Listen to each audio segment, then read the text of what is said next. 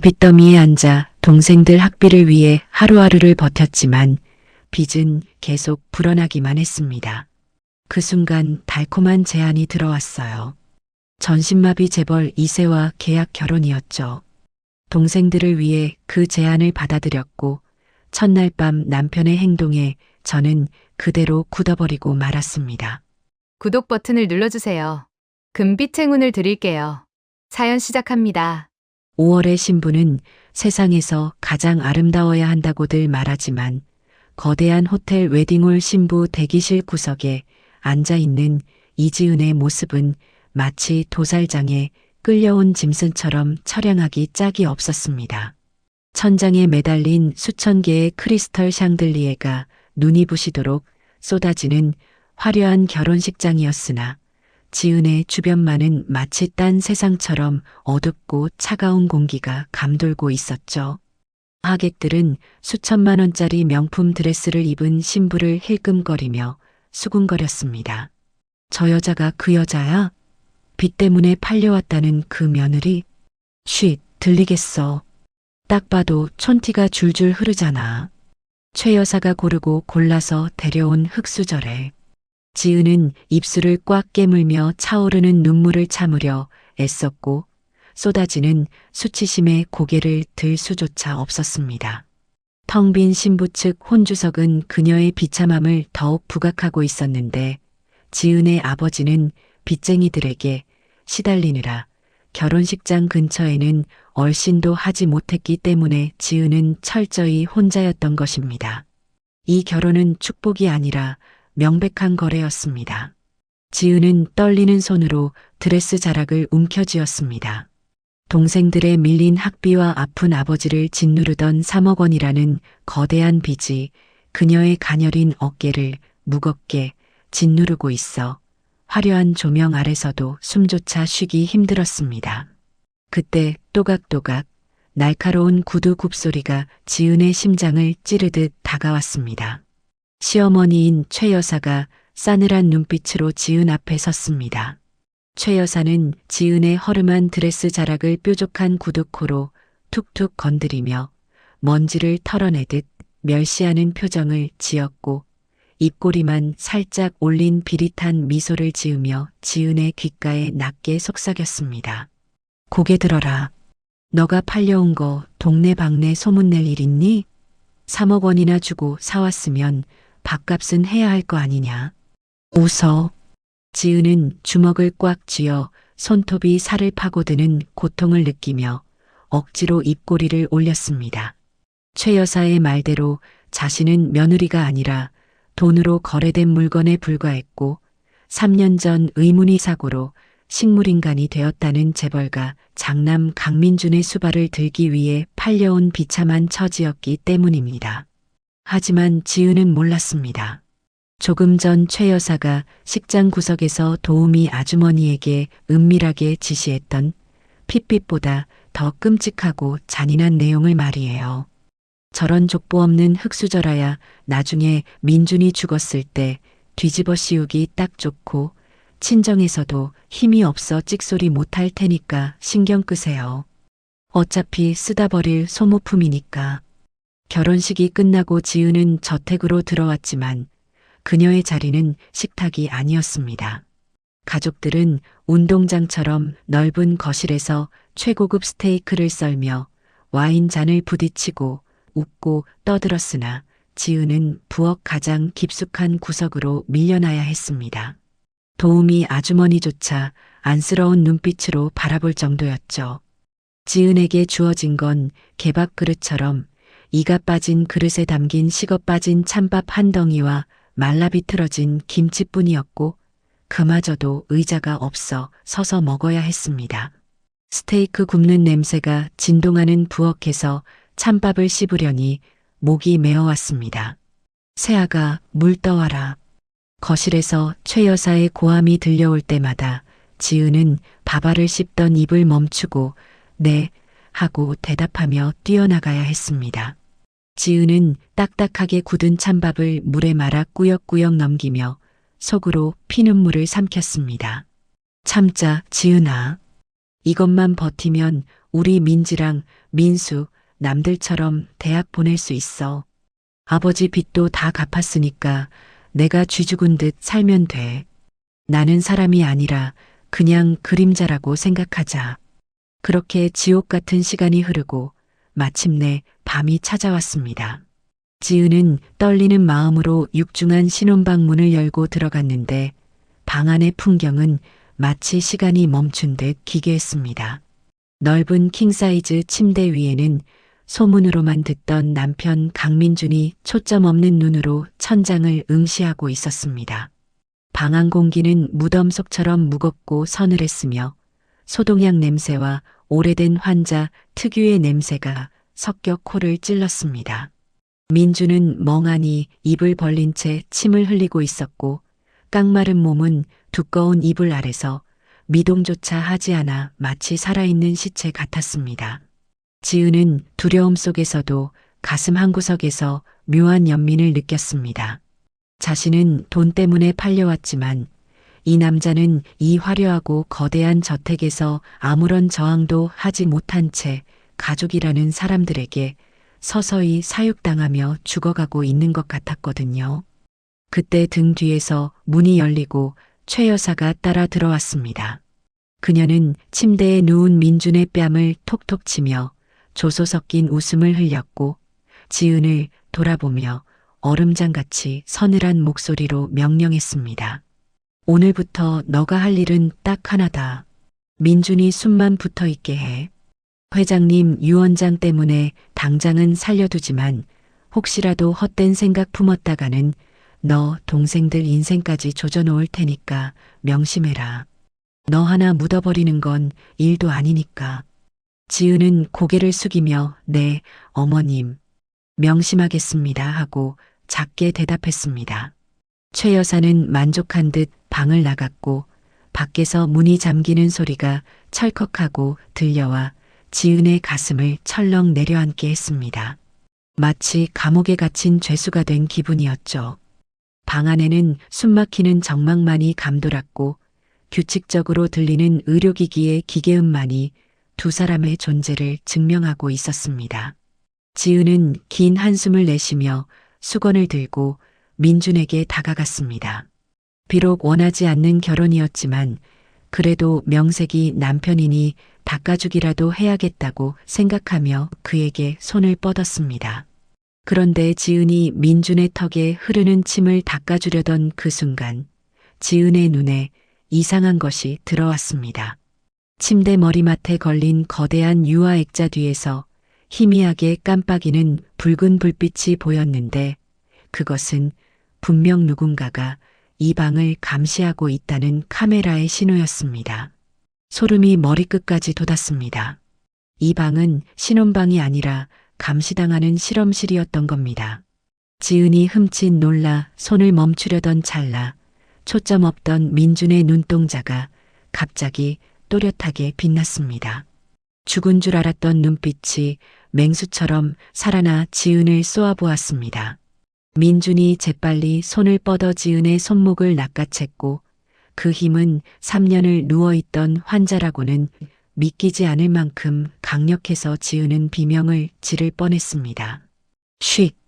민준이 검지를 입술에 가져다 댔습니다.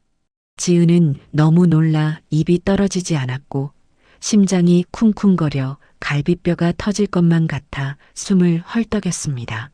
민준은 눈짓으로 액자 뒤에 카메라를 가리키며 경고했고 지은의 손목을 강하게 잡아당겨 카메라의 사각지대인 욕실 입구 쪽 구석으로 끌어들였습니다.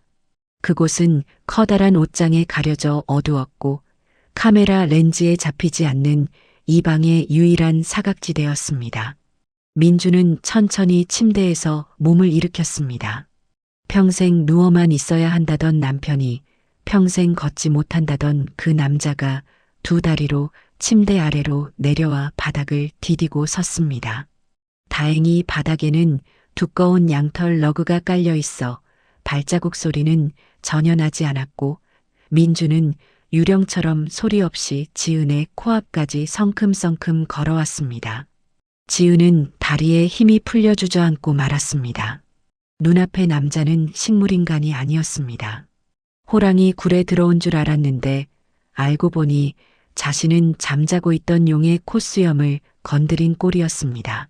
민준이 지은의 귀에 입을 대고 아주 작은 목소리로 하지만 또렷하게 속삭였습니다. 소리 지르면 우리 둘 다 죽어. 지금 밖에서 최 여사가 듣고 있어. 지은은 공포에 질려 고개를 끄덕였습니다. 민주는 지은의 떨리는 손을 잡아 자신의 뺨에 가져다 댔는데 그의 피부는 차갑지만 분명히 살아있는 사람의 온기가 느껴졌습니다. 민준이 지은의 손등에 있는 작은 화상 흉터를 손가락으로 쓸어내리며 떨리는 목소리로 말했습니다. 이 흉터 기억나? 3년 전 빗길 사고 현장에서 폭발 직전인 차 문을 뜯고 내 손을 잡아줬던 사람이 바로 당신이었잖아. 나는 당신 목소리를 기억해. 지은의 눈이 휘둥그레졌습니다. 3년 전 배달 아르바이트를 하다가 빗길 교통사고 현장을 목격하고 피를 흘리던 남자를 구하기 위해 뜨거운 차 문을 맨손으로 뜯어내다 다쳤던 그 기억이 스쳐 지나갔기 때문입니다. 그때 살려달라고 애원하며 내 손을 잡던 그 남자가 바로 강민준이었습니다. 민준은 그동안 바보 연기를 하느라 감춰왔던 날카롭고 서늘한 눈빛을 드러내며 지은을 똑바로 쳐다보았습니다. 그의 눈에는 처절한 생존 본능과 지은을 향한 간절함이 동시에 담겨 있었습니다. 그리고 입모양으로 단호하게 말했죠. 내 공범이 돼. 그러면 당신 빚 3억 원은 물론이고 동생들 유학까지 내가 책임질게. 하지만 거절하면 우린 오늘 밤 최 여사 손에 같이 죽는 거야. 선택해. 지은의 머릿속이 하얘졌습니다. 선택의 여지는 없었습니다. 이 지옥 같은 집에서 살아남을 방법은 오직 눈앞에 이 남자뿐이라는 걸 직감했으니까요. 지은은 떨리는 손으로 민준의 손을 꽉 잡았고 두 사람은 어둠 속에서 서로의 눈을 바라보며 목숨을 건 무언의 계약을 맺었습니다. 방 안의 공기가 바뀌었습니다. 하지만 이것은 시작일 뿐이었습니다. 진짜 위기는 날이 밝자마자 최 여사가 들고 온 김이 모락모락 나는 검은 보약 한 사발과 함께 찾아왔습니다. 깨진 사기 그릇과 운명적 인연. 날이 밝았지만 거대한 저택의 창문은 두꺼운 암막 커튼으로 철저하게 가려져 있어 신혼방 안은 여전히 한밤중처럼 칠흑 같은 어둠에 잠겨 있었습니다. 지은은 뜬 눈으로 밤을 하얗게 지새웠고 옆에 누운 민주는 다시 초점 없는 식물인간의 상태로 돌아가 죽은 듯이 누워 있었습니다. 하지만 이불 아래서 지은의 손을 잡고 있는 그의 소나기 힘은 그가 깨어 있음을 그리고 지금 이 순간에도 극도의 긴장 속에 있음을 분명히 말해주고 있었죠. 벽시계의 초침 소리가 유난히 크게 들려올 무렵 마침내 복도 끝에서부터 또각또각하는 규칙적인 발자국 소리가 들려오기 시작했습니다. 그 소리는 마치 죄인을 처단하러 오는 저승사자의 발소리처럼 불길하고 무거워서 지은의 등줄기로 식은 땀이 한 줄기 주르륵 흘러내렸습니다. 심장이 터질 것 같았습니다. 그때 민준이 잡고 있던 지은의 손을 3번 꽉 쥐었습니다. 그것은 놈들이 오고 있으니 준비하라는 무언의 신호였고 지은은 마른 침을 삼키며 급하게 침대 옆에 엉거주춤하게 서서 공손한 척 자세를 잡았습니다. 곧이어 방문이 벌컥 열렸습니다. 노크도 없이 무례하게 들어온 사람은 역시나 시어머니 최 여사였는데 그녀의 손에는 김이 모락모락 나는 검은 탕약이 담긴 고급스러운 청아백자 사기 그릇이 들려 있었습니다. 방 안으로 들어오자마자 코를 찌르는 역하고 비릿한 냄새가 진동했습니다. 그것은 일반적인 한약 냄새가 아니었습니다. 마치 썩은 나무 뿌리와 동물의 내장을 함께 달인 듯한 고약한 악취가 지은의 코끝을 스쳤고 지은은 본능적으로 속이 메스꺼워져 올라오는 헛구역질을 억지로 참아야 했습니다. 최 여사는 입가에 가식적인 미소를 지으며 천천히 침대로 다가왔습니다. 우리 효자 아들, 밥 먹을 시간이다. 세아가, 너는 옆에서 잘 봐둬라. 이게 다 비싼 녹용이랑 산삼 넣고 내 정성까지 더해서 달인 보약이니까 한 방울도 남기지 말고 먹여야 한다. 최 여사의 목소리는 꿀처럼 달콤하고 다정했지만 지은을 쳐다보는 눈동자는 소름 끼칠 정도로 차갑게 빛나고 있었습니다. 마치 쥐를 가지고 노는 고양이의 눈빛 같았죠. 민주는 멍한 표정으로 입을 벌렸습니다. 지난 3년간 그는 살기 위해 그리고 의심을 피하기 위해 이 독약을 받아 마시며 서서히 몸이 망가지는 고통을 견뎌왔던 것입니다. 지은은 민준의 입술이 파르르 떨리는 것을 보았습니다. 그 미세한 떨림은 살고 싶다는 절규이자 또다시 독을 삼켜야 하는 공포였습니다. 저걸 마시면 안 된다는 것을 본능적으로 알 수 있었지만 지금 거부하면 바로 의심을 살 것이 분명했기에 이러지도 저러지도 못하는 절체절명의 순간이었죠. 최 여사가 숟가락으로 검은 액체를 떠서 민준의 입으로 가져갔습니다. 검은 액체 위로 피어오르는 김이 마치 악마의 입김처럼 보였습니다. 안 돼. 지은의 머릿속에서 시끄러운 비상벨이 울렸습니다. 3년 전 빗길 사고 현장에서 피투성이가 된 채 제발 살려달라고 아직은 죽고 싶지 않다고 애원하던 민준의 처절한 목소리가 귓가에 쟁쟁하게 울려 퍼졌기 때문입니다. 지은은 순간적으로 몸을 날렸습니다. 그녀는 마치 발이 꼬인 촌스러운 시골 여자처럼 과장된 몸짓으로 휘청거렸고 어머나 하는 짧은 비명과 함께 약사발을 든 최 여사의 팔을 몸으로 툭 치고 말았습니다. 쨍그랑하는 날카로운 파열음이 정적을 찢었습니다. 고급 사기 그릇이 바닥에 떨어져 산산조각이 났고 검은 탕약이 하얀 양털 러그 위로 쏟아졌는데 독한 약 기운 때문인지 바닥에서 치익하는 미세한 소리와 함께 흰 거품이 일어나는 듯했습니다. 그것은 약이 아니라 독극물이라는 명백한 증거였습니다. 방 안에는 숨막히는 정적이 흘렀습니다. 최 여사의 얼굴이 불그락푸르락해지더니 눈썹이 꿈틀거리며 금방이라도 지은의 뺨을 올려붙일 듯이 손을 치켜들었습니다. 이 미친. 지은은 재빨리 바닥에 납작 엎드렸습니다. 그녀는 공포에 질려 벌벌 떠는 목소리로 세상 물정 모르는 무식하고 둔한 여자를 연기하기 시작했습니다. 아이고 어머님. 죽을 죄를 지었습니다.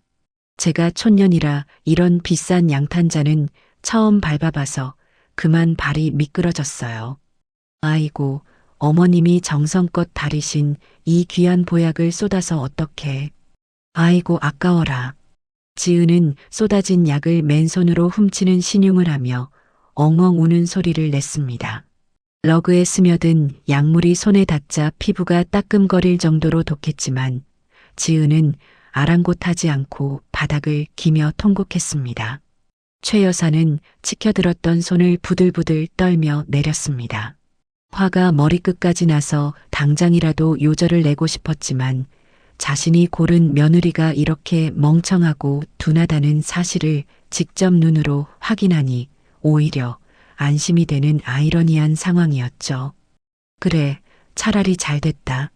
이렇게 멍청해야 나중에 써먹기 좋지. 똑똑한 년이었으면 일부러 그랬나 의심했을 텐데 꼴을 보니 천상촌년이구나. 최 여사는 혀를 쯧쯧 찼습니다. 어휴, 내가 전생에 무슨 죄를 지어서 저런 칠칠 맞은 물건을 며느리라고 드렸는지 원. 봐, 비키지 못해?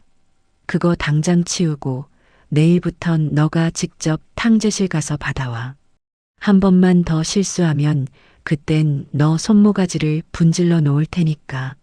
최 여사는 더러운 것을 보았다는 듯 옷자락을 털며 신경질적으로 구두굽을 돌려 쾅 소리가 나게 문을 닫고 나갔습니다.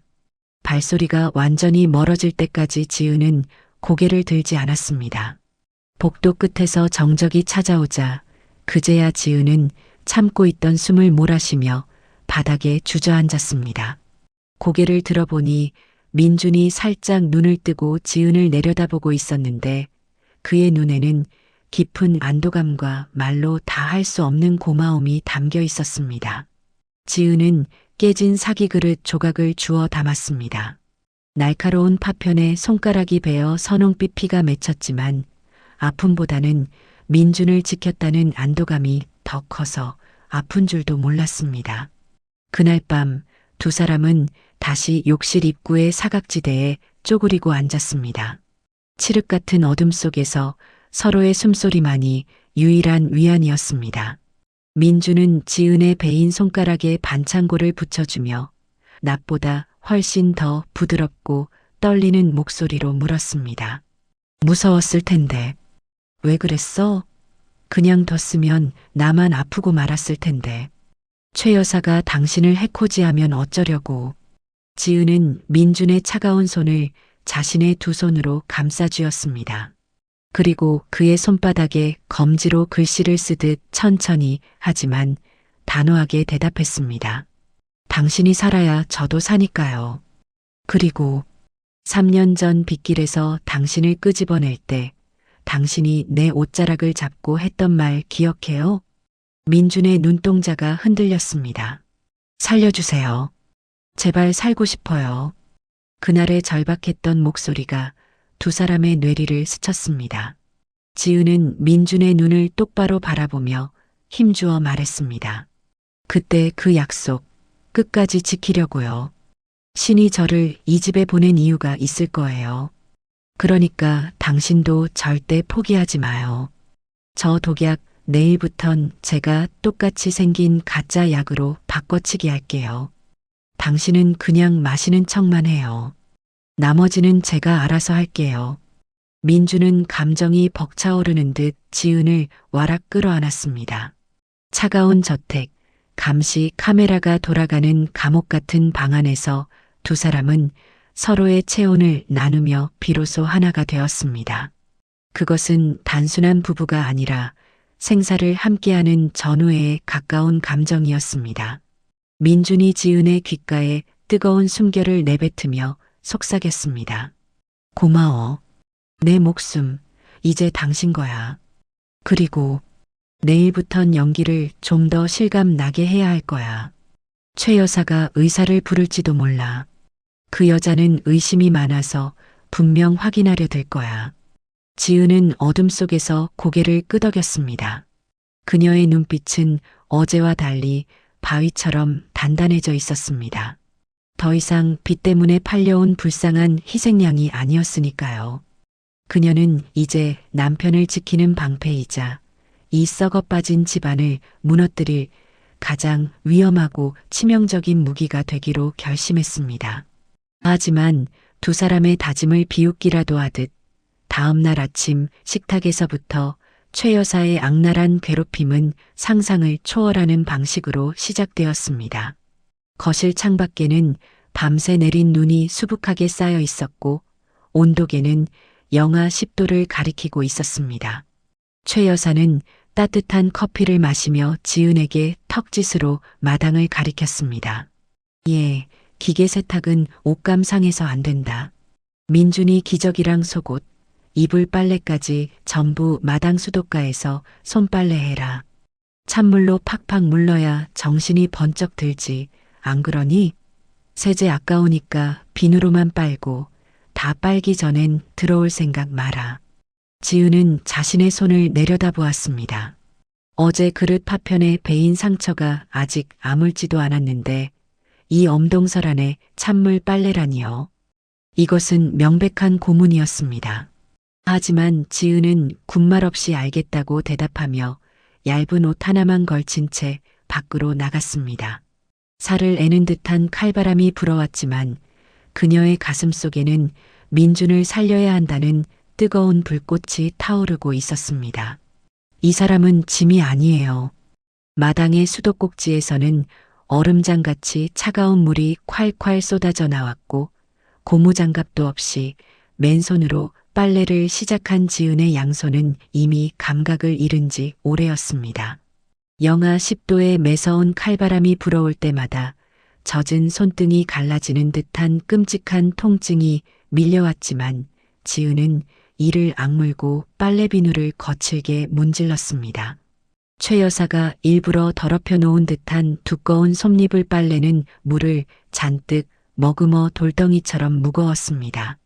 지은의 하얀 손은 핏기 하나 없이 창백하게 질려 있었고 손마디는 퉁퉁 부어올라 굽혀지지도 않을 지경이라 보는 사람마저 안쓰럽게 만들 정도였죠.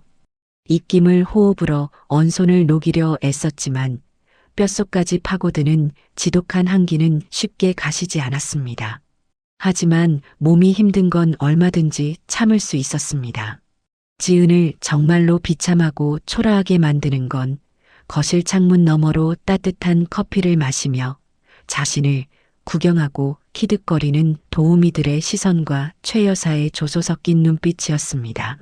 그들은 마치 동물원의 원숭이를 구경하듯 추위에 떨며 빨래를 하는 재벌가 며느리를 흥미로운 눈요깃감으로 즐기고 있었던 겁니다. 2시간여의 처절한 사투 끝에 빨래를 마친 지은은 젖은 손을 앞치마에 대충 닦았고 방에 혼자 있을 민준이 걱정되어 서둘러 신혼방으로 향했습니다. 그런데 방문 앞에 다다랐을 때 안에서 도우미들의 킬킬거리는 목소리가 들려왔습니다. 지은은 문고리를 잡으려던 손을 멈추고 숨을 죽였습니다. 아이고 냄새야. 이 양반은 똥오줌도 못 가리면서 덩치는 산만해서 옷 갈아입히기도 힘드네. 진짜 팔자도 좋다. 누워서 밥 받아 먹고 똥 싸고. 그러게 말이야. 최 여사님이 그러는데 어차피 가망도 없다며? 그냥 빨리 죽는 게 본인한테도 좋고 우리도 편한 거 아니겠어? 시체 닦는 기분이라니까 정말. 도우미들은 낄낄거리며 민준을 짐짝 취급하고 있었습니다. 문 밖에서 그 소리를 듣는 지은의 심장이 쿵 하고 내려앉았습니다. 모욕감이 피를 타고 역류하는 듯 했습니다. 비록 지금은 움직이지 못하는 척 연기하고 있지만 민준은 엄연히 살아있는 사람이고 의식이 또렷한 이 집안의 장남이었습니다. 그런 그를 고용인들조차 저렇게 벌레 보듯 무시하고 조롱하고 있었던 겁니다. 지은은 주먹을 꽉 쥐었습니다. 손빨래를 할 때보다 더 큰 분노가 가슴속에서 뜨겁게 치밀어 올랐습니다. 지은은 벌컥 문을 열고 안으로 들어갔습니다. 방 안 풍경은 가관이었습니다. 도우미 2명이 민준의 환자복 상의를 다 벗겨놓은 채 창문을 활짝 열어두고 있었고 민준은 벌거벗은 상체로 살을 애는 찬 바람을 고스란히 맞으며 멍하니 천장을 보고 있었습니다. 그것은 명백한 학대이자 인격살인이었습니다. 지금 뭐 하시는 거예요? 지은의 날카로운 고함에 도우미들이 깜짝 놀라 뒤를 돌아보았습니다. 어머, 세아 씨. 빨래 다 하셨어요? 환기 좀 시키느라고요. 냄새가 좀 배서. 도우미 중 한 명이 껌을 씹으며 건들거리는 말투로 대답했습니다. 지은은 성큼성큼 다가가 열린 창문을 쾅 소리가 나게 닫았습니다. 그리고 침대 옆에 놓인 담요를 집어들어 바들바들 떨고 있는 민준의 어깨를 감싸주며 도우미들을 향해 서슬 퍼런 눈빛을 쏘아보았습니다. 냄새라니요. 이 사람 매일 제가 닦이고 씻겨서 냄새 같은 거 안 나요. 그리고 환자복을 갈아입힐 거면 빨리 입혀야지. 이 추운 날에 사람을 벗겨놓고 잡담을 해요? 당신들 눈엔 이 사람이 짐짝으로 보여요? 평소 조용하고 순종적이던 지은이 불같이 화를 내자 도우미들은 당황한 기색이 역력했습니다. 아니, 뭐 그렇게 정색을 하세요. 어차피 아무것도 모르는데. 알아요. 지은이 소리쳤습니다. 그녀의 목소리가 미세하게 떨리고 있었습니다. 듣고 있고 느끼고 다 알아요. 말을 못할 뿐이지 생각까지 없는 거 아니라고요. 당신들이 뱉은 그 더러운 말들, 이 사람 가슴에 다 박힌다고요. 돈 받고 일하는 거면 최소한의 예의는 지키세요. 당장 나가요. 꼴도 보기 싫으니까. 지은의 기세에 눌린 도우미들은 궁시렁거리며 쫓겨나듯 방을 나갔습니다. 방문이 닫히고 다시 정막이 찾아왔습니다. 지은은 거친 숨을 몰아쉬며 민준을 돌아보았습니다. 민준은 여전히 초점 없는 눈으로 허공을 응시하고 있었지만 지은은 보았습니다. 그의 눈가가 붉게 충혈되어 있고 꽉 다문 입술이 파르르 떨리고 있다는 것을요. 아무리 강한 척해도 자신의 집에서 하인들에게조차 조롱당하는 처지가 얼마나 비참하고 괴로웠을까요? 지은은 민준의 차가운 손을 잡고 침대 곁에 주저앉았습니다. 미안해요. 내가 너무 늦게 들어왔죠. 추웠죠? 몸보다 마음은 더 추웠죠? 지은의 눈에서 참았던 눈물이 툭툭 떨어져 민준의 손등을 적셨습니다. 그날 밤 최 여사의 감시가 소홀해진 틈을 타 민준이 조용히 몸을 일으켰습니다. 지은은 하루 종일 이어진 빨래와 고된 시집살이에 지쳐 침대 모서리에 기대 쪽잠이 들어 있었습니다. 민준은 침대 협탁 서랍 깊숙한 곳에서 몰래 숨겨둔 최고급 연고를 꺼냈습니다. 그리고 잠든 지은의 손을 아주 조심스럽게 자신의 무릎 위로 가져왔습니다. 달빛에 비친 지은의 손은 처참했습니다. 하얗고 고왔던 손등은 여기저기 터져서 붉은 피딱지가 앉아 있었고 손가락 마디마디는 퉁퉁 부어올라 본래의 모양을 알아보기 힘들 정도였습니다. 오로지 자신을 지키기 위해 그 모진 수모를 견뎌낸 영광의 상처들이었습니다. 민준의 가슴이 미어지는 듯 했습니다. 그는 떨리는 손가락으로 연고를 듬뿍 떠서 지은의 상처난 손등에 아주 조심스럽게 펴발랐습니다. 따가울 법도 한데 지은은 너무나 피곤했는지 깊은 잠에 빠져 미동도 하지 않았습니다. 민준은 지은의 손에 입을 맞추며 소리 없는 울음을 삼켰습니다. 지은아, 미안해. 나 때문에 이 고생을 하게 해서 정말 미안해. 하지만 약속할게. 이 상처 내가 평생 갚을게. 이 손에 물 한 방울 안 묻히게 해줄게. 조금만 더 기다려줘. 민준의 뜨거운 눈물이 지은의 손등 위로 툭 떨어졌습니다. 그때 지은이 으음하고 잠꼬대를 하며 몸을 뒤척였습니다. 민준은 화들짝 놀라 침대에 다시 누우려 했지만 지은은 눈을 뜨지 않은 채 민준의 손을 반사적으로 꽉 잡았습니다. 마치 꿈속에서도 그를 절대 놓치지 않으려는 듯한 간절한 손길이었습니다. 민준은 그 자리에서 굳어버렸습니다. 지은은 꿈결에 웅얼거렸습니다. 여보, 아프지 마요. 내가 지켜줄게요. 그 사람들 다 벌 받을 거야. 그것은 잠꼬대가 아니라 지은의 무의식 깊은 곳에 있는 단단한 진심이었습니다. 민준은 잡힌 손을 빼는 대신 다른 한 손으로 지은의 흐트러진 머리카락을 부드럽게 쓸어 넘겨주었습니다. 그의 눈빛은 이제 더 이상 흔들리지 않았습니다. 그것은 사랑하는 여자를 위해 세상을 전부적으로 돌리더라도 반드시 이기겠다는 상처 입은 사자의 눈빛이었습니다. 민준은 지은을 침대 위로 번쩍 안아 올렸습니다. 그리고 이불을 목까지 덮어주고는 어둠 속에서 휴대폰을 꺼내 어딘가로 문자를 보냈습니다. 휴대폰 화면 불빛에 비친 그의 얼굴에는 서늘한 살기가 감돌고 있었습니다. 김 실장, 내일 아버지 생신 연회장 예약해. 그리고 초대장 명단에 한 명 추가해라. 전송 버튼을 누른 민준의 시선이 지은의 평온한 얼굴에 머물렀습니다. 이제 반격의 서막이 올랐습니다. 하지만 그 전에 지은의 눈물을 쏙 빼놓을 또 하나의 사건이 기다리고 있었습니다. 그것은 바로 다음 날 아침 지은이 친정아버지를 위해 몰래 차린 제사상 앞에서 벌어질 참극이었습니다. 짓밟힌 제사상과 휠체어의 침묵. 그날은 지은의 친정아버지가 돌아가신 지 정확히 1년이 되는 첫 기일이었습니다. 결혼식이 끝나고 얼마 지나지 않아 빚쟁이들의 독촉에 시달리던 아버지는 결국 화병으로 세상을 떠나셨고, 지은은 시댁의 눈치가 보여 장례식조차 제대로 치르지 못한 불효녀가 되어 있었습니다. 새벽 3시 모두가 잠든 깊은 밤이었지만 지은은 잠들 수 없었습니다. 지은은 도둑고양이처럼 살금살금 부엌으로 나와 찬장 구석에 숨겨두었던 배 한 알과 사과 한 알을 꺼냈습니다.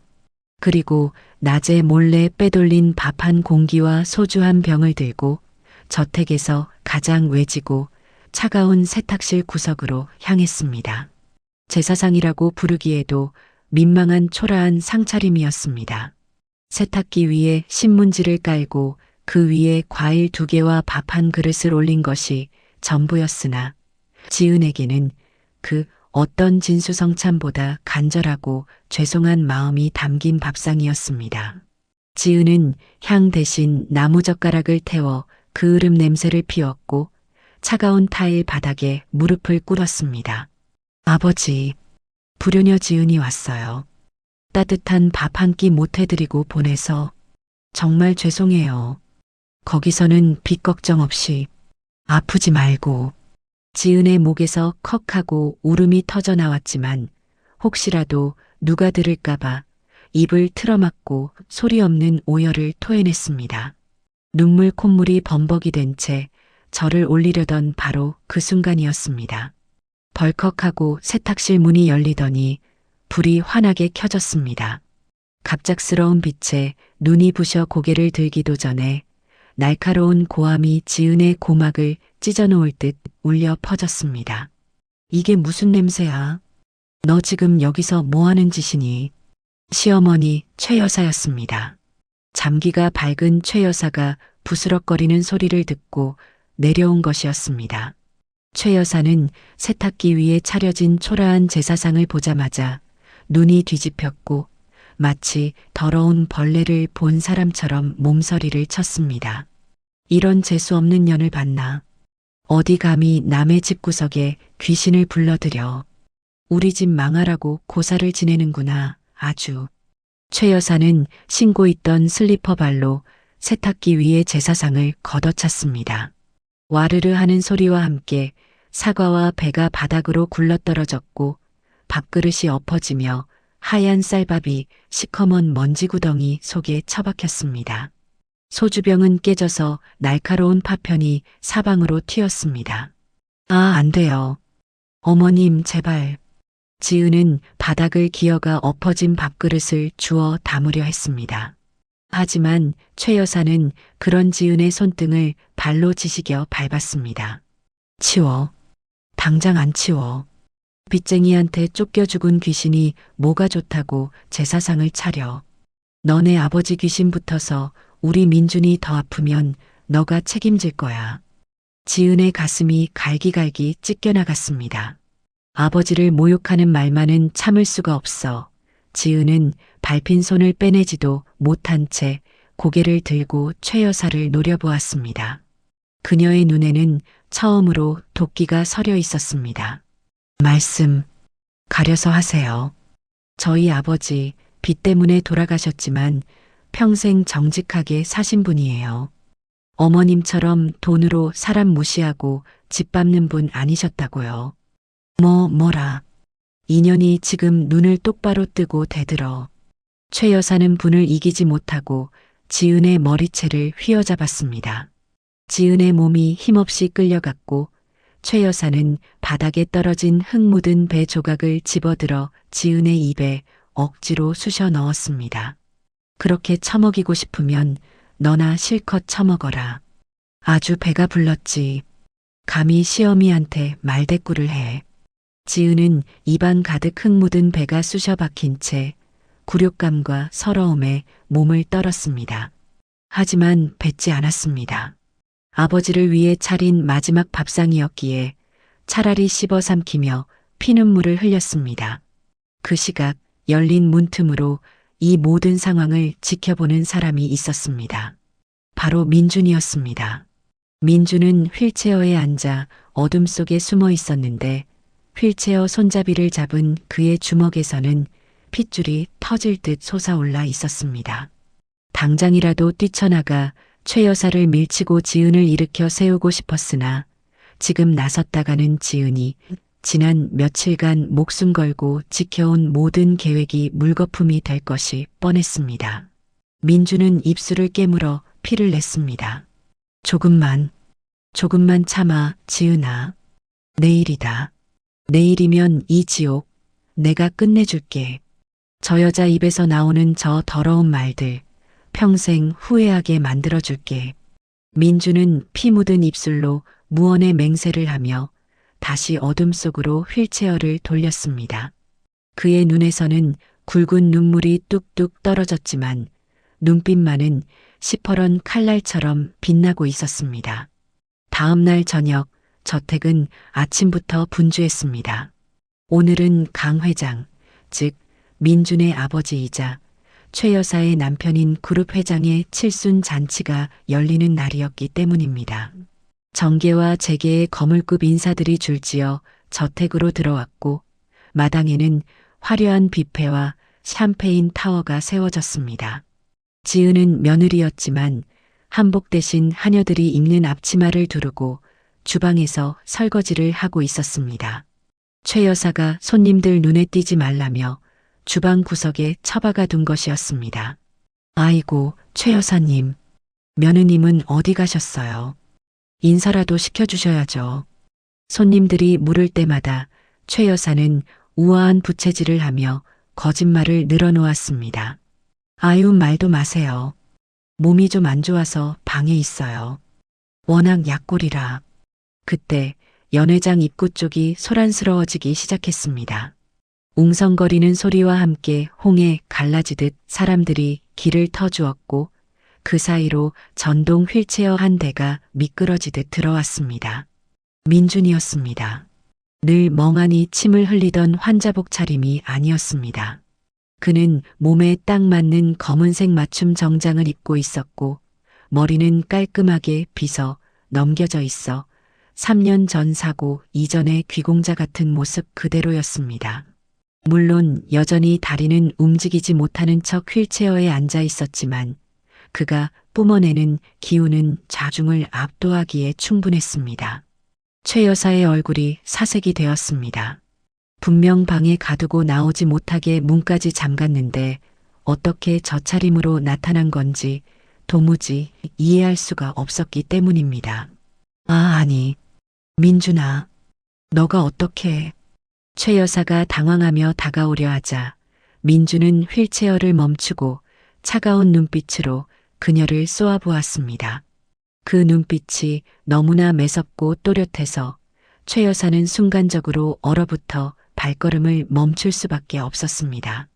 민준은 마이크를 잡았습니다. 3년 만에 대중 앞에서 입을 여는 순간이었습니다. 사람들은 숨을 죽이고 기적적으로 의식을 찾았다는 후계자의 입을 주목했습니다. 하지만 민준의 시선은 화려한 옷을 입은 하객들이 아니라 저 멀리 주방 창문 너머에서 고무장갑을 낀 채 멍하니 자신을 바라보고 있는 지은에게 고정되어 있었습니다. 민준이 입을 열었습니다. 오늘 아버지 칠순 잔치에 와주신 여러분, 감사합니다. 그리고 이 자리를 빌려 제 생명의 은인이자 이 집안의 진정한 안주인을 소개하려고 합니다. 민준의 손이 주방 쪽을 가리켰습니다. 수백 개의 시선이 일제히 주방 창문으로 쏠렸고 앞치마를 입은 지은은 당황하여 어쩔 줄을 몰랐습니다. 최 여사는 사색이 되어 소리쳤습니다. 민준아, 너 지금 제정신이니? 의사가 아직 무리라고. 비키세요. 민준의 낮고 굵은 목소리가 스피커를 타고 연회장에 울려 퍼졌습니다. 그것은 환자의 목소리가 아니었습니다. 먹잇감을 노리는 맹수의 포효였습니다. 민준은 휠체어 레버를 당겨 주방 쪽으로 돌진했고 사람들 사이를 헤치고 지은의 앞에 멈춰 섰습니다. 그리고 지은의 젖은 고무장갑을 벗겨내고 퉁퉁 붓고 상처투성이인 그녀의 손을 자신의 뺨에 가져다 댔습니다. 여보, 이제 그 장갑 벗어. 당신은 하녀가 아니라 내 아내 강민준의 여자니까. 순간 연회장은 찬물을 끼얹은 듯 정적에 휩싸였습니다. 하지만 진짜 충격은 그 다음이었습니다. 민준의 뒤로 정장 차림의 남자들이 우르르 몰려들어왔는데 그들은 경찰이 아니라 검찰청 배지를 달고 있는 수사관들이었습니다. 그리고 그들 중 가장 높은 직급으로 보이는 사람이 최 여사 앞으로 걸어가 종이 한 장을 펼쳐 보였습니다. 최영숙 씨, 당신을 살인 미수 및 특수감금, 횡령 혐의로 긴급 체포합니다. 최 여사의 손에서 부채가 힘없이 툭 떨어졌습니다. 반전은 시작되었습니다. 하지만 최 여사는 꿈에도 몰랐을 것입니다. 이 모든 것이 휠체어에 앉아있던 지난 3년간 민준이 머릿속으로 수천 번 시뮬레이션했던 복수국의 서막에 불과하다는 것을 말이죠. 스크린에 뜬 악마의 민낯. 화려한 칠순 잔치 연회장은 순식간에 아수라장으로 변했습니다. 검은 양복을 입은 수사관들이 최 여사의 양팔을 결박하자 그녀는 마치 도살장에 끌려가는 돼지처럼 비명을 지르며 발버둥 쳤습니다. 우아하게 부채질을 하던 재벌가 사모님의 품위는 온데간데 없었고 헝클어진 머리와 일그러진 표정만이 그 자리에 나왔죠. 이거나 너희들 내가 누군지 알아? 감히 누구 몸에 손을 대. 여보, 당신 뭐하고 있어요? 이 미친놈들 당장 내쫓아요. 최 여사는 남편인 강 회장에게 구원의 눈빛을 보냈습니다. 하지만 강 회장은 미동도 하지 않은 채 휠체어에 앉아있는 아들 민준과 그 옆에서 떨고 있는 며느리 지은을 번갈아 바라볼 뿐이었습니다. 그의 눈동자는 혼란과 충격으로 심하게 흔들리고 있었습니다. 민준이 마이크를 다시 잡았습니다.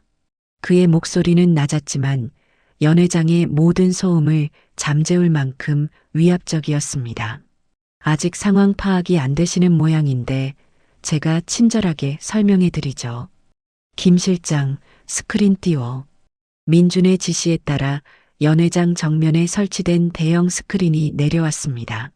원래대로라면 강 회장의 업적을 기리는 영상이 나와야 할 화면이었으나 그곳에 나타난 것은 흑백의 CCTV 영상이었습니다. 사람들은 숨을 죽이고 화면을 응시했습니다. 영상 속 장소는 바로 민준의 침실이었습니다. 화면 속 날짜는 바로 어제였고 최 여사가 탕약을 들고 들어오는 장면이 선명하게 찍혀 있었습니다. 최 여사가 민준에게 억지로 약을 먹이려 하자 며느리인 지은이 몸을 날려 그릇을 깨뜨리는 장면, 그리고 이어진 최 여사의 폭언과 손찌검이 고스란히 재생되었습니다. 이런 재수 없는 년, 어디 감히 남의 집구석에 귀신을 불러들여.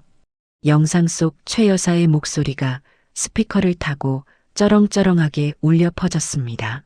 하객들은 경악을 금치 못하고 입을 틀어막았습니다. 평소 봉사활동을 다니며 천사 같은 사모님으로 알려졌던 최 여사의 실체가 만천하에 드러나는 순간이었습니다. 하지만 영상은 여기서 끝나지 않았습니다. 화면이 바뀌고 이번에는 지은이 한겨울 칼바람 속에서 맨손으로 이불 빨래를 하는 장면이 나왔습니다. 도우미들이 낄낄거리며 지은을 조롱하는 소리, 지은이 빨갛게 언손으로 눈물을 훔치는 모습이 클로즈업 되었습니다. 그리고 결정적인 장면이 이어졌습니다.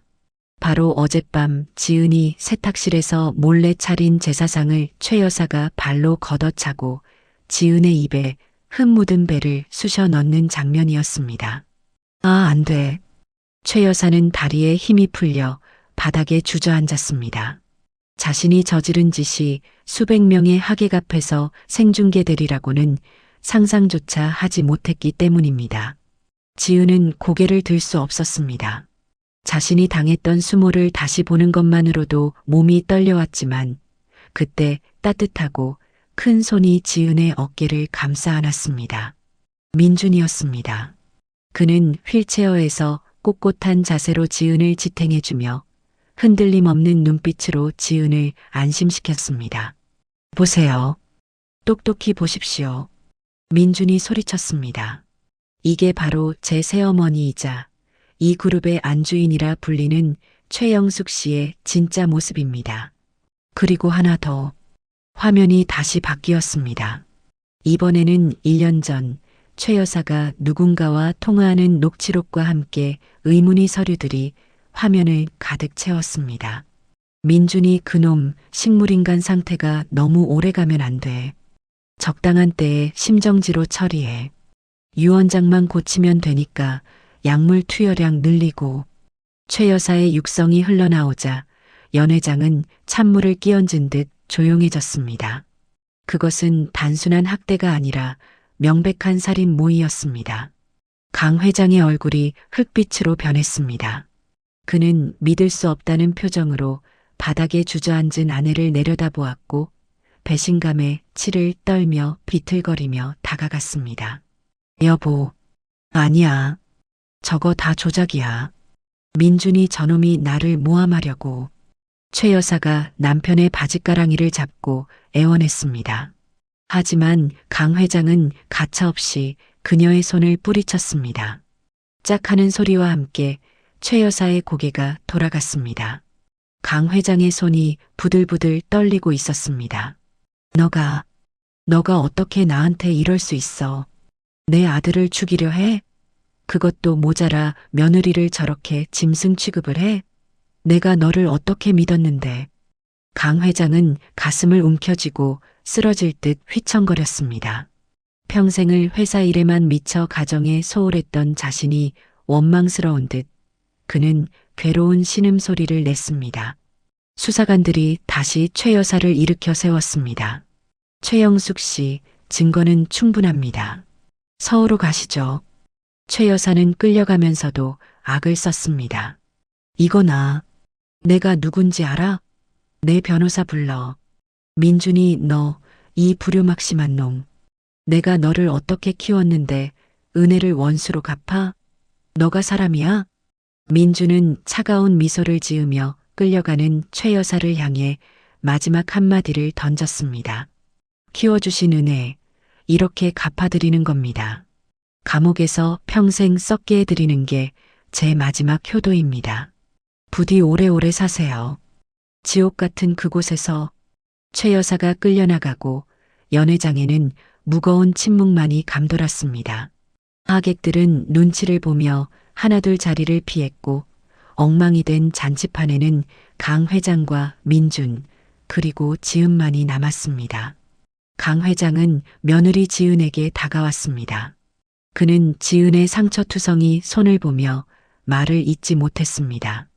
미안하다. 내가 죄인이다. 시애비가 돼서 며느리가 이 꼴을 당하는 줄도 모르고. 정말 면목이 없다. 천하의 강 회장이 며느리 앞에서 고개를 숙였습니다. 지은은 왈칵 눈물을 쏟았습니다. 지난 시간의 서름이 시아버지의 사과 한마디에 본물 터지듯 흘러내렸습니다. 아버님, 흐흑. 지은이 오열하자 민준이 그녀를 품에 안았습니다. 민준은 아버지 강 회장을 향해 단호하게 말했습니다. 아버지, 사과는 나중에 하세요. 지금 지은이에게 필요한 건 사과가 아니라 휴식입니다. 그리고 이 집, 저희는 떠나겠습니다. 뭐, 떠나다니. 이제 오해도 풀렸는데 여기서 같이 살자. 내가 다 보상하마. 강 회장이 다급하게 말렸지만 민주는 고개를 저었습니다. 아니요. 이 집은 지은이에게 지옥이었습니다. 저 역시 마찬가지고요. 당분간 별장에 가 있겠습니다. 회사 일은 제가 몸을 완전히 추스른 뒤에 다시 이야기하시죠. 민주는 휠체어 버튼을 눌러 방향을 돌렸습니다. 지은은 민준의 손을 잡고 그를 따라 나섰습니다.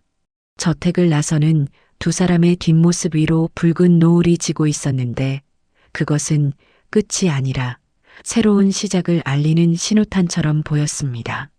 차에 오른 민주는 그제야 긴장이 풀린 듯 깊은 한숨을 내쉬었습니다. 그리고 옆자리에 앉은 지은의 손을 잡고 그동안 하지 못했던 이야기를 꺼냈습니다. 지은아, 많이 놀랐지. 사실 나 당신이 시집 오기 일주일 전부터 의식이 돌아왔었어.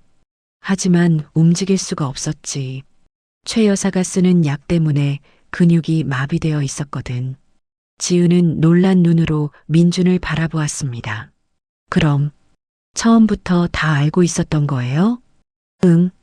당신이 내 방에 처음 들어와서 울던 날, 찬밥 먹고 들어와서 내 손 잡고 기도하던 날, 다 듣고 있었어.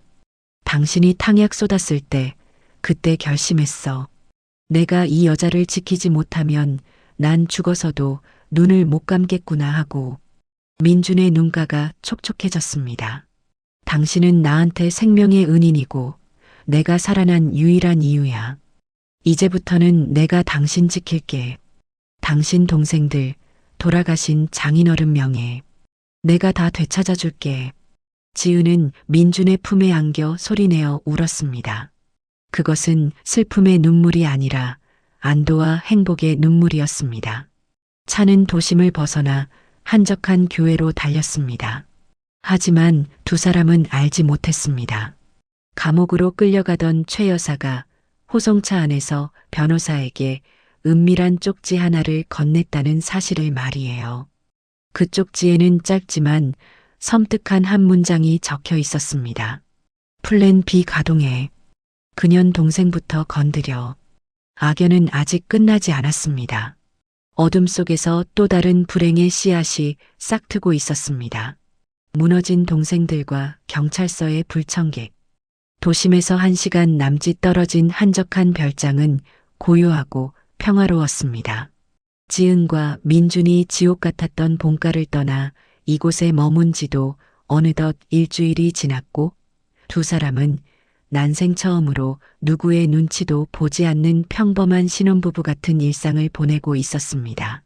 따뜻한 햇살이 비치는 거실 창가에서 민주는 재활 훈련을 위해 보조기를 잡고 힘겹게 한 걸음씩 떼고 있었습니다. 이마에는 송골송골 땀방울이 맺혔지만 그의 표정은 그 어느 때보다 밝았고 지은은 옆에서 수건을 들고 그런 남편을 흐뭇하게 바라보며 응원하고 있었죠. 여보, 조금만 더요. 어제보다 훨씬 좋아졌어요. 지은이 과일을 깎으며 웃어 보였습니다. 민주는 거친 숨을 몰아쉬면서도 지은을 향해 장난스럽게 윙크를 보냈습니다. 당신이 깎아주는 사과 먹으려면 마라톤이라도 뛸 수 있어. 나 진짜 많이 좋아졌지? 이제 곧 지팡이 없이도 당신 안고 뛸 수 있을 거야. 두 사람의 웃음소리가 거실을 가득 채웠습니다. 하지만 그 행복은 식탁 위에 놓인 지은의 휴대폰이 요란하게 울리면서 산산조각 나고 말았습니다. 액정에 뜬 이름은 남동생 민수였습니다. 평소라면 학교에 있을 시간이라 전화를 할 리가 없는데 불길한 예감이 지은의 등줄기를 스치고 지나갔습니다. 여보세요? 민수야, 무슨 일이니? 지은이 전화를 받자마자 수화기 너머에서는 꺽꺽거리는 울음소리와 함께 낯선 남자의 고함이 들려왔습니다. 누나, 나 아니야. 흐흑, 내가 안 훔쳤어. 진짜야. 민수야, 너 왜 그래? 어디야? 무슨 일인데? 지은의 목소리가 하이톤으로 치솟았습니다. 그때 누군가가 민수의 전화기를 거칠게 뺏어들더니 껄렁하고 위협적인 목소리로 쏘아붙였습니다. 당신이 보호자요? 여기 강남 경찰서 형사과입니다. 동생분이 지금 특수절도 혐의로 현행범 체포됐으니까 당장 오쇼. 합의 안 하면 바로 구속될 거니까. 지은의 손에서 과도가 툭 하고 떨어졌습니다. 손이 사시나무 떨리듯 떨려왔고 머릿속이 하얗게 변해 아무런 생각도 나지 않았습니다. 착하디 착한 동생 민수가 법 없이도 살 아이가 도둑질이라니요. 그것도 특수절도라니 말도 안 되는 일이었습니다. 민준이 재빨리 다가와 지은의 어깨를 감싸 안았습니다. 지은아, 진정해. 무슨 일이야? 민수한테 무슨 일 생겼어? 민준 씨. 민수가 경찰서래요. 도둑질을 했다고. 구속된다고. 지은은 다리에 힘이 풀려 주저앉으려 했으나 민준이 단단하게 부축해 주었습니다. 민준의 눈빛이 순식간에 차갑게 가라앉았습니다. 직감적으로 알 수 있었습니다. 이것은 단순한 사고가 아니라 누군가가 의도적으로 꾸민 함정이라는 것을 말이죠. 가자. 내가 해결할게. 민준은 지은의 손을 잡고 별장을 나섰습니다. 그의 표정은 마치 전쟁터에 나가는 장수처럼 비장했습니다. 1시간 뒤 두 사람은 강남 경찰서 형사과 문을 박차고 들어갔습니다. 경찰서 안은 온갖 잡범들과 형사들이 뒤섞여 돗대기 시장처럼 시끄러웠으나 지은의 눈에는 구석진 의자에 죄인처럼 웅크리고 앉아있는 동생 민수의 모습밖에 보이지 않았습니다. 민수는 교복이 찢겨 있었고 얼굴에는 누군가에게 맞은 듯 시퍼런 멍이 들어 있었습니다. 민수야. 지은이 달려가 동생을 끌어안았습니다. 민수는 누나를 보자마자 참았던 설움을 터뜨리며 어린아이처럼 엉엉 울기 시작했습니다. 누나. 흑흑. 나 진짜 아니야. 알바 끝나고 가방 챙기는데 갑자기 이 사람들이. 그때 민수의 맞은편에 다리를 꼬고 앉아있던 덩치 큰 남자가 빈정거리는 말투로 끼어들었습니다. 그는 온몸에 명품을 휘감고 있었고 딱 봐도 질이 안 좋은 건달 같아 보였습니다. 아주 쇼를 하네, 쇼를 해. 야, 거지 새끼야. 내 시계가 5천만 원짜리야. 너가 평생 알바를 해도 못 만져볼 돈이라고. 내 가방에 손대다 걸려놓고 어디서 오리발이야? 남자는 책상을 쾅 치며 위협했습니다. 형사라는 사람은 귀찮다는 듯 하품을 하며 민수 쪽은 쳐다보지도 않고 서류만 뒤적거렸습니다. 아줌마가 누나요? 동생 교육 좀 잘 시키지 그랬어. 증거도 있고 목격자도 있는데 자꾸 아니라고 우기면 죄만 더 무거워져요. 그냥 시계값 물어주고 합의 보쇼. 아니면 소년원 보내든가. 지은은 기가 찼습니다. 경찰조차 한통 속인 것처럼 민수의 말은 들어주지도 않고 범죄자 취급을 하고 있었으니까요. 지은이 형사에게 따지려던 순간 뒤에서 휠체어를 탄 민준이 조용히 앞으로 나섰습니다. 민준은 휠체어에 앉아 있었지만 그가 뿜어내는 기운은 경찰서 안의 모든 사람을 압도하고도 남았습니다. 형사님, 수사를 참 편하게 하시네요. 증거가 있다고요? 그 증거 제가 좀 봐도 되겠습니까? 민준의 낮은 목소리에 형사가 고개를 돌렸습니다. 처음에는 장애인이라고 무시하려던 형사의 눈이 민준의 명품 수트와 날카로운 눈빛을 보고 흔들렸습니다. 당신은 뭔데 참견이야? 보호자야? 네, 보호자입니다. 그리고 이 아이의 매형이자 대성그룹 장남 강민준입니다. 대성그룹 장남. 그 한마디에 형사과 전체에 정적이 흘렀습니다. 형사는 입에 물고 있던 볼펜을 떨어뜨렸고 다리를 꼬고 있던 덩치 큰 남자도 흠칫 놀라 자세를 고쳐 앉았습니다. 민주는 덩치 큰 남자에게 시선을 고정했습니다. 당신 시계 잃어버렸다고 했지? 그 시계 모델명이 뭡니까? 5천만 원짜리면 보증서도 있을 텐데 어디 있습니까? 남자는 당황하여 눈동자를 굴렸습니다. 그게 집에 있지. 파텍 필립이야. 파텍 필립. 너가 뭘 알아? 민주는 피식 웃음을 터뜨렸습니다. 파텍 필립이라. 재미있네. 지금 당신 손목에 난 자국을 보니 그 시계는 가죽 스트랩이 아니라 메탈이었군. 그런데 5천만 원대 파텍 필립 중에 메탈 모델은 시중에서 구하기가 하늘의 별 따기인데 당신 같은 양아치가 그걸 찾다고? 민준의 예리한 지적에 남자의 얼굴이 불그락푸르락해졌습니다. 이 새끼가 말이면 다인 줄 알아? 민주는 눈 하나 깜짝하지 않고 형사를 바라보았습니다. 형사님, 지금 당장 저 남자 가방이랑 소지품 검사하세요. 그리고 이 편의점 CCTV 원본 제가 직접 감식 의뢰하겠습니다. 만약 조작된 흔적이 있거나 무고한 시민을 협박한 정황이 나오면 형사님도 옷벗을 각오하셔야 할 겁니다.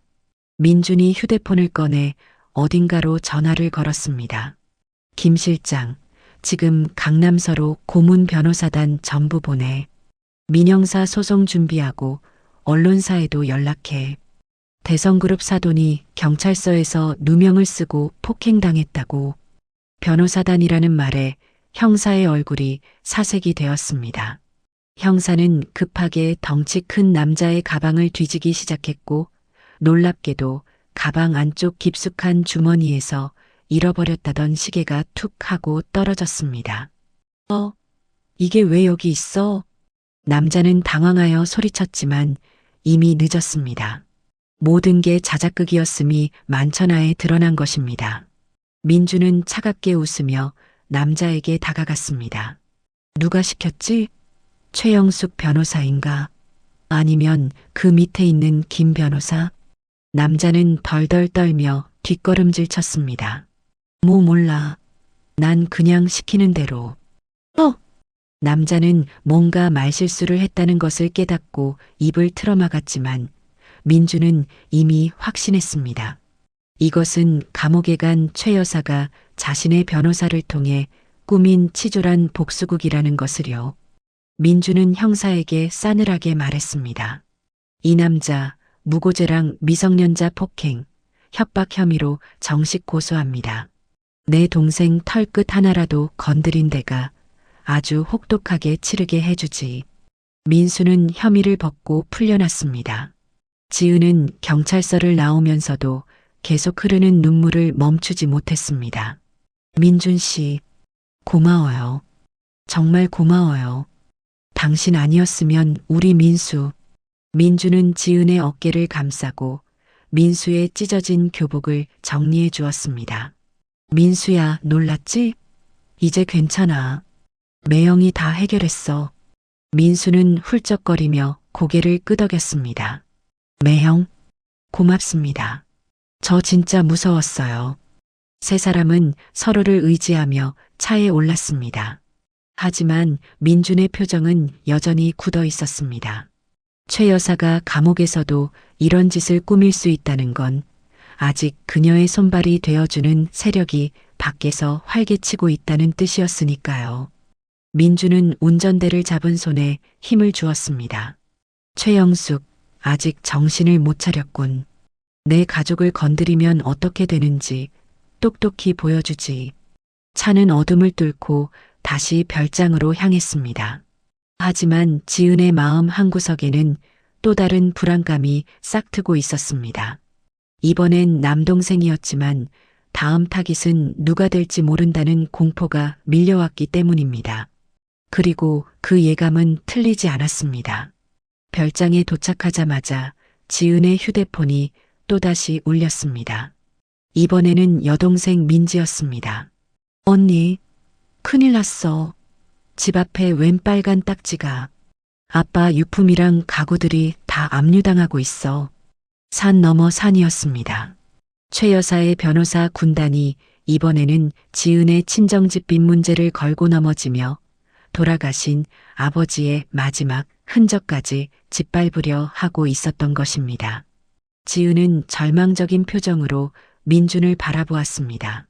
민준은 지은의 손을 꽉 잡으며 결연한 눈빛으로 말했습니다. 울지 마. 놈들이 원하는 게 바로 당신 눈물이야. 내일 아침 우린 바로 서울로 간다. 이번엔 방어가 아니라 공격이다. 민준의 눈에서 파란 불꽃이 튀었습니다. 이제 싸움은 법정으로 그리고 더 거대한 권력 다툼으로 번지고 있었습니다. 붉은 딱지와 찢겨진 가족 사진. 차가 낡은 대문 앞에 멈춰 서자마자 지은의 눈에 들어온 것은 온 집안을 도배하다시피 붙어 있는 붉은색 압류 딱지들이었습니다. 숨이 턱하고 막혀왔습니다. 마당에는 아버지가 평생 아끼시던 손때 묻은 자개장과 낡은 텔레비전이 쓰레기처럼 널브러져 있었고 그 앞에서 여동생 민지가 집행관들의 바짓가랑이를 잡고 발을 동동 구르며 울고 있었습니다. 아저씨, 이거 가져가면 안 돼요. 우리 아빠 냄새 배어있는 옷이란 말이에요. 제발요. 하지만 집행관들은 귀찮다는 듯 민지를 거칠게 밀쳐냈습니다. 민지가 힘없이 바닥으로 나뒹굴었고 흙바닥에 무릎이 긁혀 피가 배어 나오는 것을 본 지은은 이성을 잃고 차에서 뛰어내렸습니다. 아, 너희들 지금 뭐 하는 짓이야? 내 동생한테 손대지 마. 지은은 넘어진 민지를 일으켜 세우며 집행관들을 향해 악을 썼습니다. 그때 대문 안쪽에서 낯익은 얼굴이 걸어 나왔는데 그는 바로 최 여사의 하수인이자 민준을 감시해왔던 김 변호사였습니다. 김 변호사는 거만한 표정으로 서류 봉투를 흔들며 지은을 비웃었습니다. 오셨습니까, 사모님? 아니지. 이제 쫓겨나셨으니 그냥 이지은 씨라고 불러야 하나? 보시다시피 법대로 집행 중입니다. 지은은 입술을 깨물며 김 변호사를 노려보았습니다. 법대로요? 사람을 시켜서 동생한테 누명을 씌우더니 이제는 돌아가신 아버지 물건까지 건드려요? 당신들이 사람입니까? 김 변호사는 혀를 차며 뻔뻔하게 대꾸했습니다. 말씀이 심하시네. 최 여사님이 며느리 빚 갚아주신다고 사돈 빚까지 떠안으셨는데 며느리가 시어머니를 배신했으니 돈을 돌려받는 건 당연한 이치 아닙니까? 못 갚으면 이렇게라도 가져가는 게 순리고요. 그것은 명백한 억지였으나 법을 모르는 지은으로서는 당장 반박할 말이 없어 가슴만 치며 답답해할 뿐이었습니다. 집행관들은 다시 움직이기 시작했습니다. 그들은 거실벽에 걸려있던 지은 가족의 유일한 가족사진 액자마저 떼어내려 했고 지은은 비명을 지르며 액자를 끌어안았습니다. 이건 안 돼요. 아빠랑 찍은 마지막 사진이란 말이에요. 제발 이것만은 놔두세요. 아, 비켜요. 이것도 다 감정가에 들어가는 겁니다. 집행관이 지은을 억지로 떼어내려 하면서 액자를 잡아당겼습니다. 지지직하는 소리와 함께 액자 뒷면이 찢어졌고 유리 위로 금이 쩍 하고 가버리고 말았습니다. 가족사진 속 아버지의 얼굴 위로 금이 가는 순간 지은의 마음도 산산조각이 났습니다. 안 돼. 지은이 바닥에 주저앉아 오열했습니다. 김 변호사는 그 모습을 보며 낄낄거렸습니다. 진작에 최 여사님한테 납작 엎드렸으면 이런 꼴 안 보잖아요. 자, 시간 없으니까 빨리빨리 실어. 바로 그 순간이었습니다. 그 더러운 손때, 지옥 같은 마당에 천둥 같은 호통 소리가 울려 퍼졌습니다.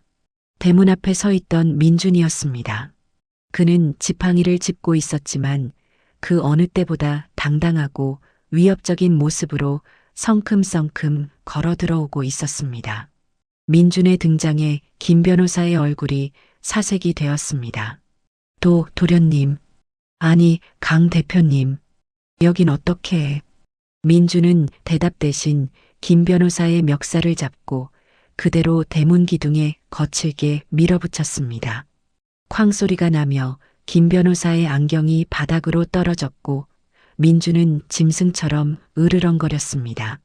내 아내 눈에서 눈물 나게 하면 너 눈에선 피눈물 나게 해주겠다고 경고했을 텐데 내 말이 장난 같았나 보지?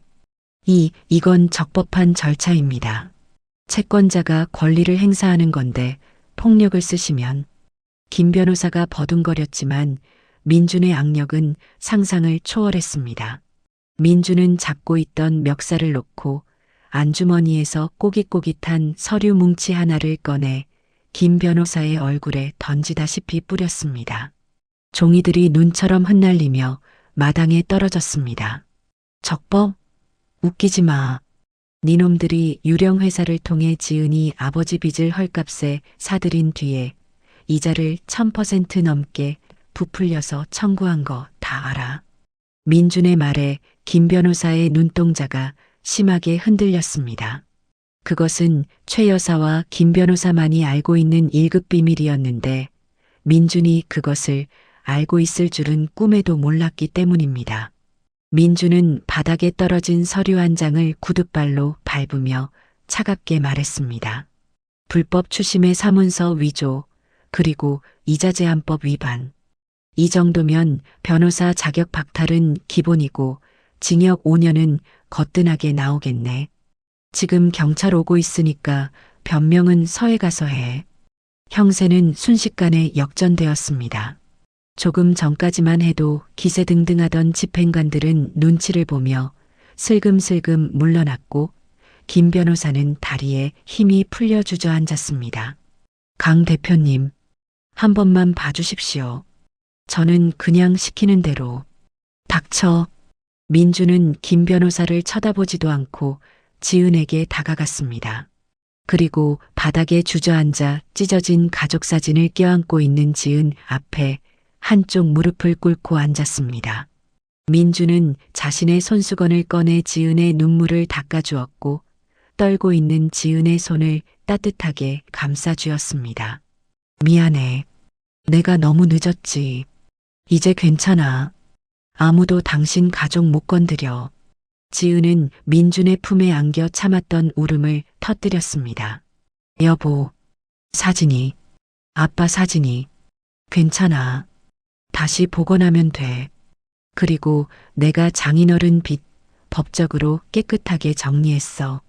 이 집은 이제 온전히 당신 거야. 민준의 말은 지은에게 구원과도 같았습니다. 곧이어 경찰차 사이렌 소리가 들려왔고 김 변호사는 현행범으로 체포되어 수갑을 찼습니다. 끌려가는 김 변호사를 보며 동생 민지와 민수는 만세를 불렀지만 민준의 표정은 여전히 어두웠습니다. 이 모든 일의 원흉인 최 여사가 아직 감옥 안에서 건재하다는 것을 알고 있었기 때문입니다.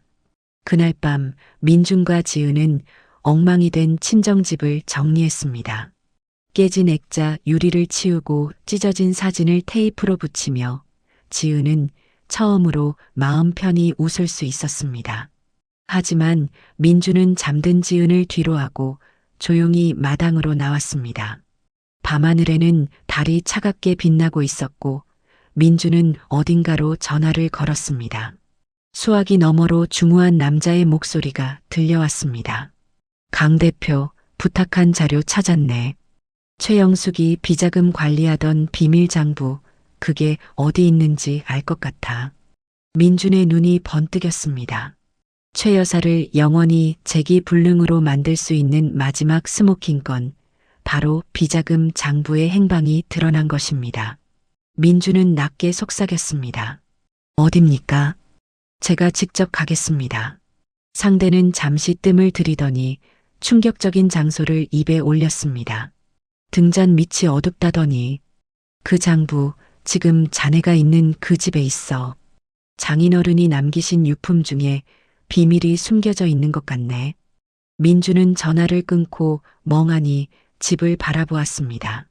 지은의 아버지가 빚 때문에 돌아가신 게 아니라 어쩌면 최 여사의 비자금과 관련된 비밀을 알고 있어서 제거당한 것일 수도 있다는 끔찍한 가설이 머릿속을 스쳤기 때문입니다. 민주는 다시 집 안으로 들어갔습니다. 그리고 지은이 소중하게 닦아서 올려둔 낡은 자개장 서랍을 천천히 열었습니다. 깊은 밤 서랍 깊숙한 곳에서 낡은 일기장 하나가 발견되었습니다. 그 일기장의 첫 페이지에는 지은의 아버지 필체로 이렇게 적혀 있었습니다. 악마와의 거래를 기록한다. 내 딸들을 지키기 위해. 이제 이야기는 단순한 고부 갈등을 넘어 거대한 음모의 진실을 향해 달려가고 있었습니다. 마지막 재판과 아버지의 일기장. 중앙지방법원 제3형사부 법정안은 바늘 하나 떨어지는 소리가 들릴 만큼 무거운 침묵에 잠겨 있었습니다. 최 여사의 선고 공판이 열리는 날이었고 방청석은 재벌가 사모님의 몰락을 구경하러 온 기자들과 사람들로 발 디딜 틈 없이 꽉 차 있었습니다. 지은은 맨 앞줄에 앉아 떨리는 두 손을 꽉 모으고 있었습니다. 옆에는 말끔한 정장을 입은 민준이 지은의 손을 단단히 잡아주며 무언의 용기를 보내고 있었지만 지은의 시선은 오로지 피고인석에 앉아있는 최 여사에게 고정되어 있었습니다. 수의를 입은 최 여사의 모습은 초라하기 그지없었습니다. 화려했던 명품 옷과 보석은 온데간데 없었고 헝클어진 머리와 화장기 없는 민낯은 그녀가 이제 더 이상 천상계의 여왕이 아님을 보여주고 있었죠. 하지만 그녀의 눈빛만은 여전히 죽지 않았습니다. 최 여사는 국내 최고의 로펌 변호인단을 대동하고 있었고 그들은 교묘한 법, 논리로 그녀의 혐의를 하나하나 부인하며 빠져나가고 있었습니다.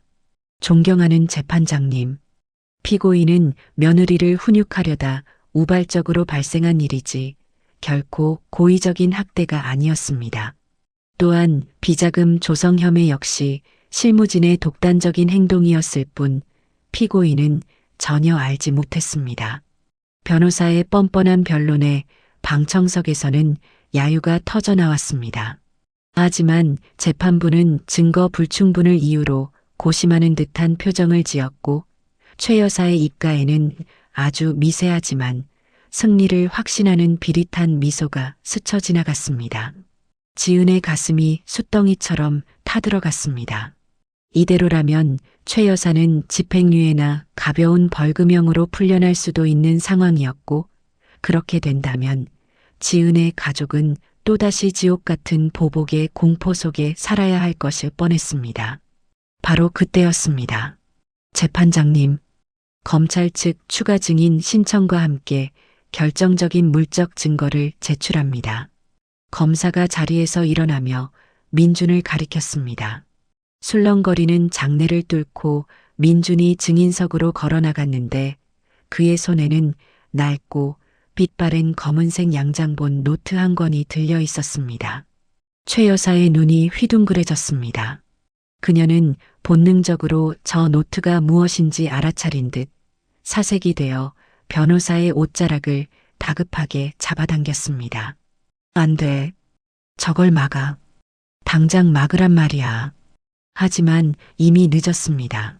민주는 마이크 앞에 서서 차분하지만 힘있는 목소리로 입을 열었습니다.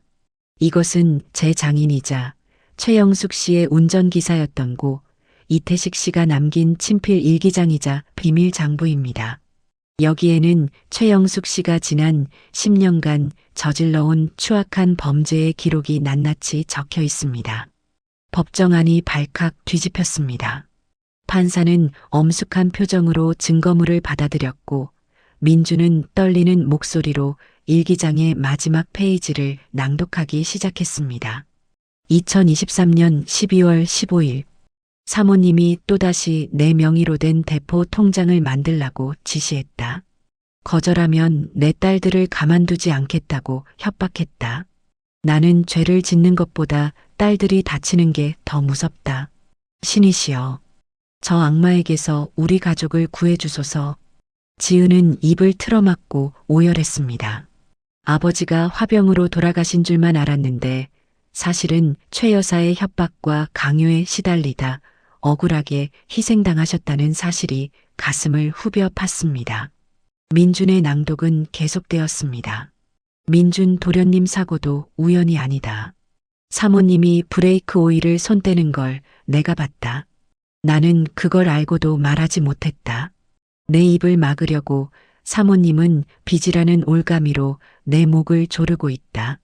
내가 죽으면 이 진실이 묻힐까 두렵다. 장내는 충격의 도가니에 빠졌습니다. 단순한 횡령 사건인 줄 알았던 재판이 살인 교사 및 살인 미수 사건으로 비화하는 순간이었습니다. 최 여사는 비명을 질렀습니다. 거짓말이야. 저거 다 조작된 거야. 죽은 사람 일기장이 무슨 증거가 돼. 내가 안 그랬어. 최 여사는 발악하며 피고인석을 박차고 일어나려다 교도관들에게 제지당했습니다. 판사는 안경 너머로 최 여사를 싸늘하게 내려다보았습니다. 피고인 진정하십시오. 이 일기장에 적힌 계좌 내역과 검찰이 추적한 비자금 흐름이 정확히 일치합니다. 이에 대한 해명이 없으면 피고인의 주장은 받아들여질 수 없습니다. 최 여사는 털썩 주저앉았습니다. 그녀의 얼굴에서 핏기가 완전히 사라졌고 마치 영혼이 빠져나간 사람처럼 멍하니 허공을 응시했습니다. 모든 것이 끝났습니다. 아버지의 낡은 일기장이 거대 권력이라는 바위를 깨뜨린 계란이 된 것입니다.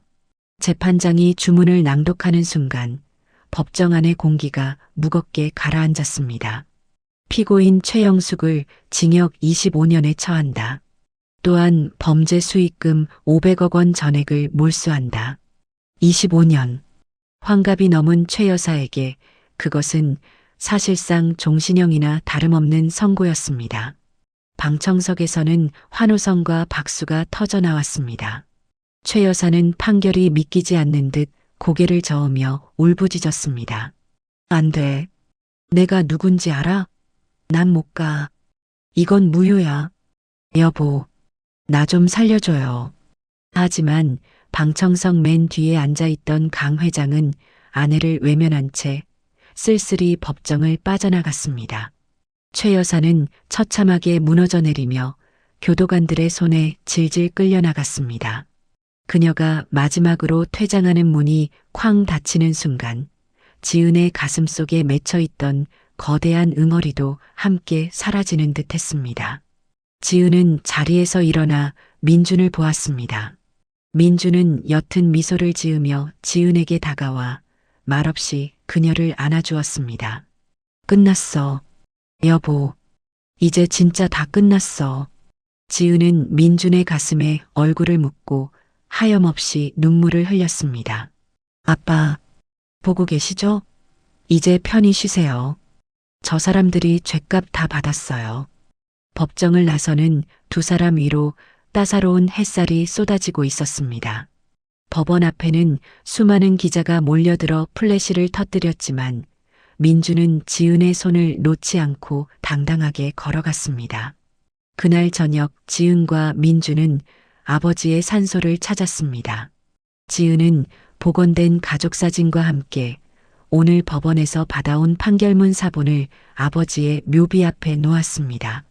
그리고 민준이 준비한 최고급 양주 한 잔을 올렸습니다. 장인어른, 늦게 인사드려 죄송합니다. 사위 강민준입니다. 민준은 휠체어에서 내려 불편한 다리로 정중하게 큰 절을 올렸습니다. 지은 씨, 그리고 처제와 처남, 제가 목숨 걸고 지키겠습니다. 이제 무거운 짐 다 내려놓으시고 하늘에서는 편안하게 지켜봐 주십시오. 바람이 불어와 묘비 주변의 꽃잎을 흔들었습니다. 마치 아버지가 사위의 절을 받고 흐뭇하게 웃으시는 것처럼 부드럽고 따뜻한 바람이었습니다. 지은은 민준의 손을 잡으며 하늘을 올려다보았습니다. 먹구름이 걷히고 맑은 달이 떠오르고 있었습니다. 길고 길었던 복수의 터널을 지나 비로소 진정한 가족의 행복이 시작되는 순간이었습니다. 하지만 인생은 언제나 그렇듯 해피엔딩 뒤에도 삶은 계속되는 법입니다. 1년 뒤 두 사람에게는 또 다른 놀라운 기적이 기다리고 있었습니다. 그것은 텅 비어 있던 저택에 새로운 생명의 울음소리가 울려 퍼질 것이라는 신이 주신 최고의 선물이었습니다. 차가운 독방과 따뜻한 두 개의 심장. 계절은 돌고 돌아 어느덧 다시 매서운 바람이 부는 겨울이 찾아왔습니다. 차가운 시멘트 바닥에서 올라오는 한기는 얇은 담요 한 장으로는 도저히 막을 수 없을 만큼 살을 파고들었고 남부교도소의 5평 남짓한 독방에 갇힌 최영숙은 웅크린 채 덜덜 떨고 있었습니다. 1년 전만 해도 그녀는 수천만 원짜리 밍크 코트를 입고 최고급 난방이 돌아가는 저택에서 호사를 누렸으나 지금 그녀에게 허락된 것은 낡고 냄새나는 회색수의 한 벌뿐이었습니다. 철창 너머로 교도관의 발자국 소리가 들려왔습니다. 5003번. 접견 없다. 그만 기다리고 들어가. 최영숙은 힘없이 고개를 떨구었습니다.